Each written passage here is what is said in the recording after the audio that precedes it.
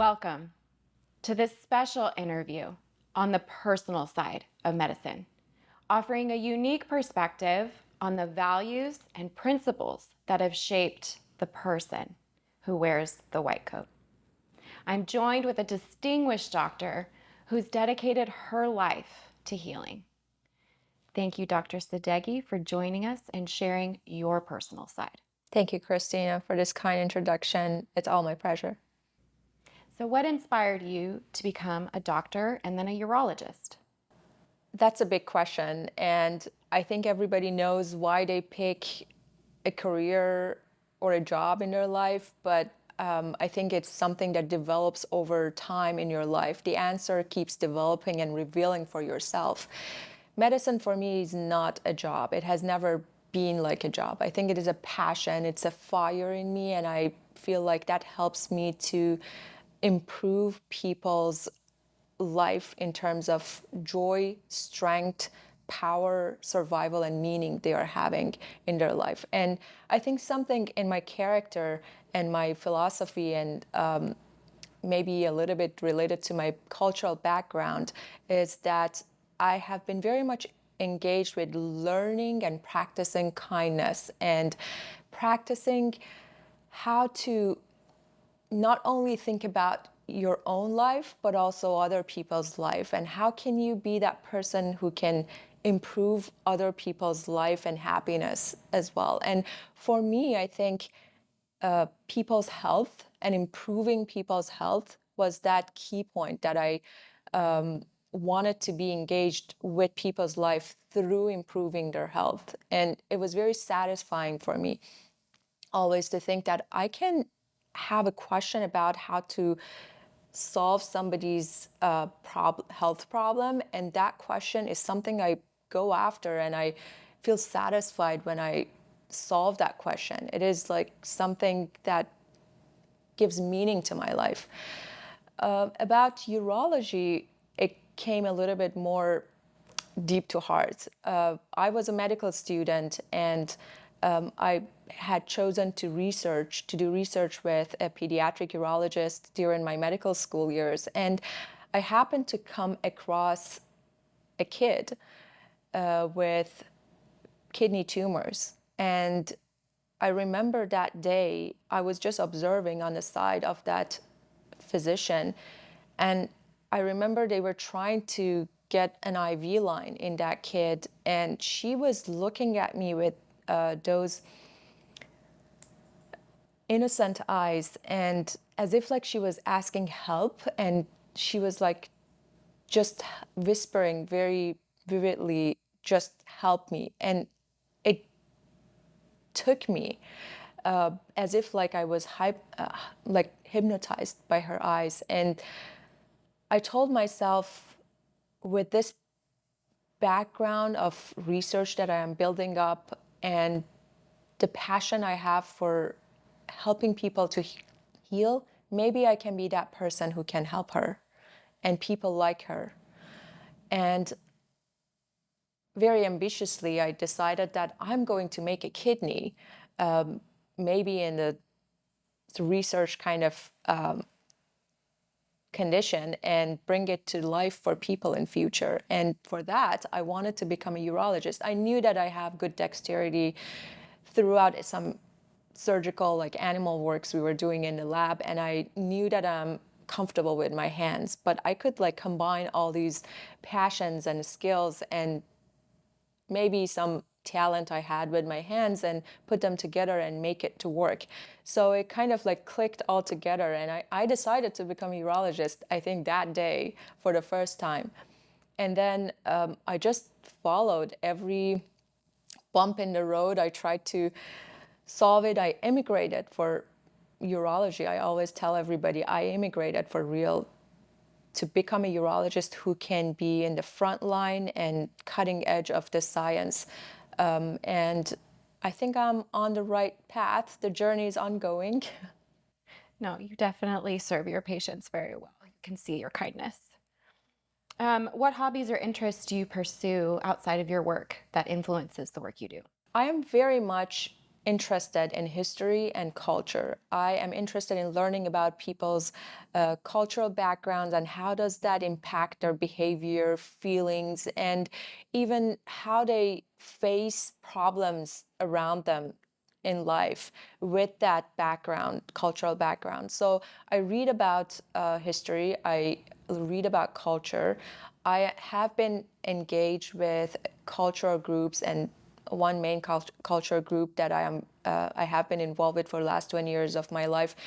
We are very much discussing and learning together about making self strength improving and how to improve our win-win relationships with other people around us. So this is something, it's my hobby and I follow it, and we try to learn about historical stories from our ancestors and how that would help us improving this cultural win-win relationship type of connection with people around us. So that's one big hobby I have. The From sports standpoint, I have been a swimmer, professional swimmer.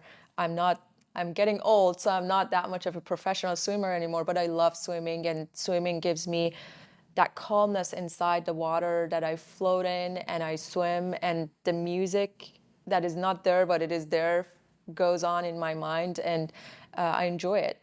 I also love traveling. I love going around because it gives me the in-person connection to the cultures and people and societies. I love traveling around the world, and I hope during my life I can travel to so many countries around the world and learn from people. What personal experiences have you gained through your work that have influenced your worldview or personal value? I think throughout my training to become a urologist and now with clinical practice of urology, every time you connect and see a patient, their story, what is going around them, what is going in their life, how this problem that they're coming to you for is impacting their life, how does that pain changing their life. This is something that you leave the work and go home and it is still going in your mind, and you think about people and you adjust yourself and make changes in your subtle changes in your own self with knowing about these very personal and intimate histories and stories these patients tell you. And I think trying to be that healer and that person who helps those pains going away, you sometimes have to really change your own self to be able to make those things happen. I think every single patient in a subtle way changes me. One other way that I think this career path, this career development path has changed me has been my mentors and my friends and colleagues around me. My mentors have been all very supportive. I have been very lucky to have them, and I feel like I have a piece of every single one of my mentors in me. Sometimes I talk and I'm like, oh, I just talked like Dr. So and so, and I just responded to that patient like that. So I think all this training and patient care really impacts you in so many levels. So, what's most fulfilling and motivating to you about the work you do? Before I answer your question, I should say that there are moments that I think maybe I cannot find this answer. Maybe I cannot heal this person. Maybe this is that challenge that I cannot overcome.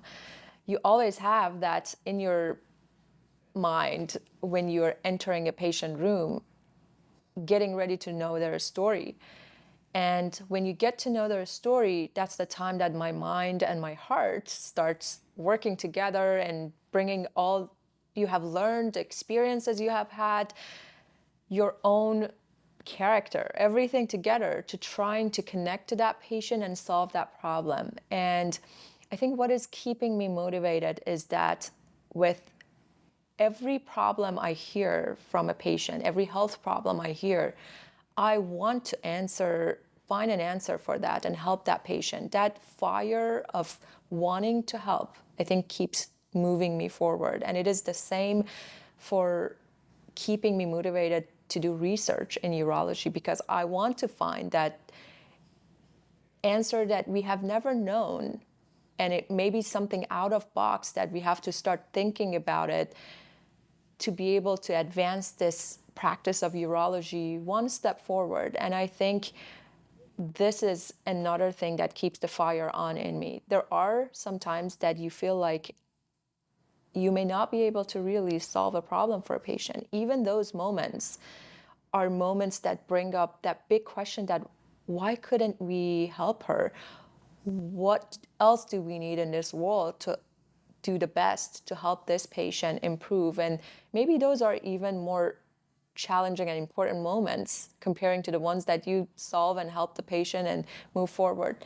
So I think those are all reasons for me to stay motivated and up on my toes and run. What do you believe are the most important technical and personal qualities for a successful urologist to possess? So if you make that intimate connection with your patients, that they feel comfortable to tell you what is the problem they're experiencing. For example, there's known data that about 50% of women around the world are experiencing some level of leakage of urine. And this incontinence or leakage of urine is keeping them back from a lot of social activities and regular normal things that people would do in their daily normal life. And data surprisingly shows that about 10 to 20% of these patients only reach out to doctors to bring up their problem. Why? Maybe that is the problem with making these patients comfortable to relate their problem out to you, that intimate problem that they may be ashamed of or they are worried about even expressing it to their doctor. So I think that skill of making patients comfortable to express every deep feeling of this discomfort or pain that they are suffering through is the first skill you need. And then after that, it's of course a lot of technical skills and surgical skills and medicine skills that you need to put together all those different aspects of medicine and surgery to try to help somebody to go through this healing process. What is important is that I think we should be very aware of thinking out of box, not staying just to what we have learned and what we think would be the answer. Always trying to see the patient as a whole and see a whole package of person with all the social and cultural aspects around them, their family situation, and how this is impacting their life. So if you consider all of these together, bringing in your skills and passion, I think that is how you're going to make a successful path to help one person to go through this healing. You had touched on this a little bit earlier, but how do you address these patients' hesitations and concerns with seeking your care? I try to impersonate myself, let them know that there is nothing in between us and I am there to help them. And I am keeping their privacy and keeping everything confidential for them. I want them to trust me, and I'm trying to make them comfortable to express what is really, really causing trouble for them. Both telling me about their symptoms, how they are maybe feeling pain or suffering through a symptom, how does it impact their life. And I will very, very upfront tell them that I'm going to tell you everything that I think I can do, what I think is the diagnosis, and how can we approach that, and what are the things that we may not know, and what are the risks that would be on the way for us. I try to be very upfront, and there's a line I always use for my patients that you and I are likely going to go on a journey together. let's go and try one step at a time, and we'll address the circles one by one from the most important problem, and then we'll try to go out and see how much we can reach out. And that really depends on how much you trust me and how much patience you have to come through this journey with me. Well, so you're talking about trust. So, how do you cultivate these skills where patients come to you and can trust you? I think the fact that I mentioned being upfront and reveal what you have in your mind and what is the thought process you are having to help a patient get a diagnosis, and what are the tools we have in the box available to help that patient medically and surgically, and tell them all the risks and benefits that they would have. We always say risk and benefits were discussed. What does that mean? Meaning that you, like, such as your own family member, you tell them, these are what I know, these are what I don't know, these are what things we have to do, these are things that may cause trouble for us down the road. We are human and nothing is perfect. When you bring that out, that I don't want to make an unreal picture out there about your healing, and I am trying to make you understand what is the usual real lifetime experience around this problem that you have. I think that's helping the trust to be built. They know that you're not trying to fine tune anything, but you're also trying to help them to go through this healing journey. So, how are you involved with and preparing for the changes that are coming to the field of urology? I think this is my favorite question of today. As I mentioned, I got engaged in urology research very early in my life. I think I was around 20 years old when I got engaged in pediatric urology research, and especially in incontinence. Later in my life, I kind of switched that and evolved it to work more in adults. And research is a passion for me because I find a reason in moving forward and waking up every day and go to work by thinking about what is the next step? What is that next step we can build for the future generation of urologists to come and climb up with us? What did I learn from my peer or mentor urologist whose shoulders you're standing on? If you put this all together and having that passion for solving problems and new questions and thinking out of box, I think that's how you can advance the field you're in. You, as an academic urologist, usually you are having this opportunity to be at the front edge and the cutting edge of that tip of the arrow of your science. And I think I do have this opportunity here at UCI. Fortunately, we are having animal models, lab, cellular and molecular type of level of research that we are doing on the disease. And we are also having all this experience that we are learning from the patients, and we are trying to translate these back and forth. And my passion is in translational research mostly, to learn how we can advance the science and methodology and technology of medicine in urology. Well, and on top of the researchers that I mentioned I am involved with, there is another aspect of urology which is very unique. I think we are seeing it more in urology than a lot of other surgical and medical specialties, is that urology is very much involved with a lot of upcoming and daily game-changing technology. These evolving technologies like robot, like a lot of new endoscopic measures that we do have, and AI getting into the picture, and ITs getting into the picture. And you sometimes think, how is this going to impact the field? Maybe AI at some point would overcome a surgeon who would get tired standing and operating, and a robot can operate day and night and never get tired. Well, something that comes to my mind is that, first of all, I would like to stay up to date and learn the techniques that are related to my work, and engineering world and medicine world should be able to catch up and move forward. They invent and advance and know what surgeons need, and we are helping them by using those technologies. And I try to be up to date and catch up with that. But what I think about AI replacing maybe a surgeon's job, I'm honestly not worried about it. If there is something human has the capacity to come up to, let's do it. And then we'll play the game as it goes on. I think life is getting more and more challenging, and our problems are becoming more and more specific.